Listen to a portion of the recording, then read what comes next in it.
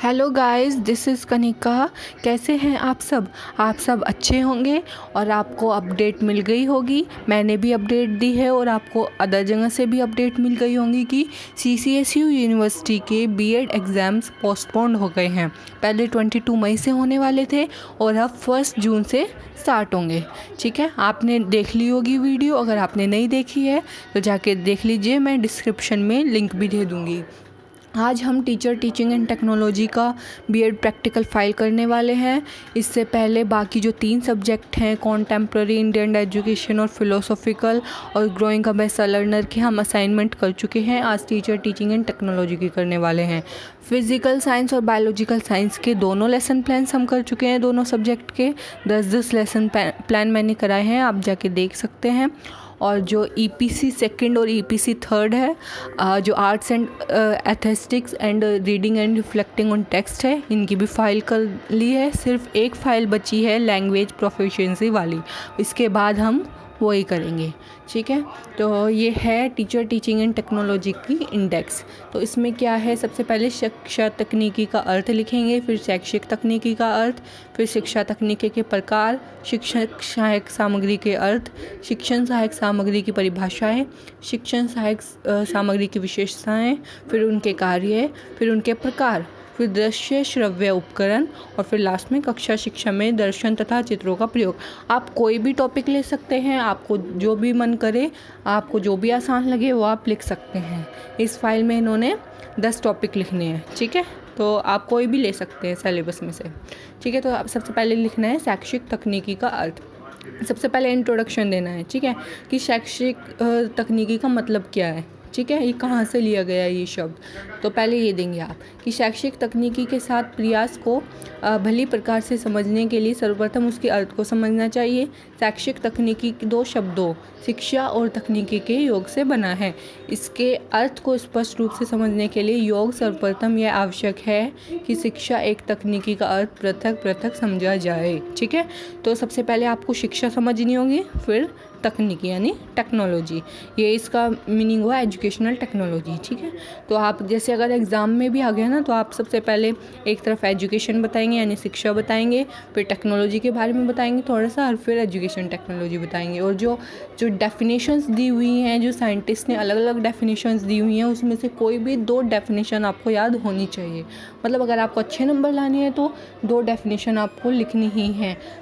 Scientist का नाम भी इंक्लूड करना है। ठीक है, कि अकॉर्डिंग टू दिस से according to Crow and Crow, according to Skinner, फिर आपको डेफिनेशंस लिखनी है। ठीक है, अब जैसे शिक्षा है, शिक्षा मानव विकास का मूल साधन है। इसके द्वारा मनुष्य की जन्मजात शक्तियों का विकास, ज्ञान एवं कला कौशल में वृद्धि तथा व्यवहार में परिमार्जन किया जाता है तथा उसे एक सभ्य, सुयोग्य और सुसक्त नागरिक बनाया जाता है। इस तरह आप लिख देंगे। थोड़ा बहुत इंट्रोडक्शन आप स्क्रीनशॉट ले लें। ठीक है, फिर नेक्स्ट है तकनीकी। फिर इसी तरह आपको तकनीकी के बारे में लिखना है। जैसे तकनीकी अंग्रेजी शब्द की टेक्नोलॉजी शब्द का पर्याय है। तकनीकी का अर्थ है जीवन में वैज्ञानिक ज्ञान का प्रयोग करने की विधियाँ। यह शब्द ग्रीक भाषा के टेक्निकोस से निकला है, जिसका अर्थ है कला। इसका पर्याय लैटिन भाषा के शब्द टेक्सिर से है, जिसका अभिप्राय बुनने और निर्माण करने से होता है। ऑफिस महोदय के अनुसार तकनीकी विज्ञान की कला में प्रयोग है। Technology is the application of science to art. ठीक है, जैसे ये लिखा हुआ है इन्होंने कि जैकवेट्रा ब्लूमर के अनुसार, ऐसे ही लिखा है ना, तो आपको भी ऐसे साइंटिस्ट के नाम देना है। इन्होंने भी 2 डेफिनेशन दे दी, ऐसे ही आपको 2 डेफिनेशन दे दी हैं। तकनीकी व्यवहारिक जीवन में वैज्ञानिक सिद्धांतों का अनुप्रयोग है, ये जैकवेट्रा ब्लूमर ने कहा था। तो इंग्लिश में आप लिख देंगे अकॉर्डिंग टू जैकवेट्रा ब्लूमर, ऐसे करके। ठीक है, आपको ये 2 डेफिनेशन ज़रूर लिखनी है। ठीक है, अगर भूल गए बाय चांस तो बात अलग है, तो छोड़ देना, लेकिन आप कोशिश करना कि आपको याद रहे। ठीक है, फिर इस तरह आप इंट्रोडक्शन दे देंगे 1-2 पेज का। ठीक है, आप स्क्रीनशॉट ले लीजिए।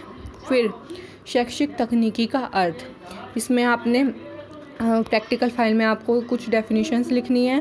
एग्ज़ाम में आएगा तो एग्ज़ाम में तो 2 डेफिनेशन सफिशिएंट है, काफ़ी हैं, इससे ज़्यादा लिखने की ज़रूरत नहीं है। जैकवेटा ब्लूमर के अनुसार शैक्षिक तकनीकी को व्यावहारिक अधिगम की परिस्थितियों में वैज्ञानिक एवं तकनीकी ज्ञान का विनिमय कहा जाता है। ऐसे स्कूल करने के अनुसार तकनीकी तथा विज्ञान के आविष्कारों और नियमों के प्रयोग को शिक्षा की प्रक्रिया को शैक्षिक तकनीकी कहा जाता है। ठीक है, ऐसे करके आप लिख सकते हैं।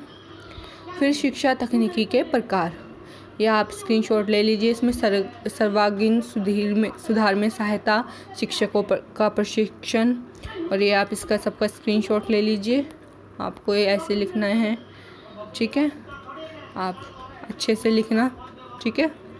फिर शिक्षण सहायक सामग्री का अर्थ, इसमें भी आपको थोड़ा वो दे देना है, थोड़ा बहुत लिख देना है, आधा एक पेज का, ज़्यादा नहीं लिखना है, ठीक है, स्क्रीनशॉट ले लीजिए।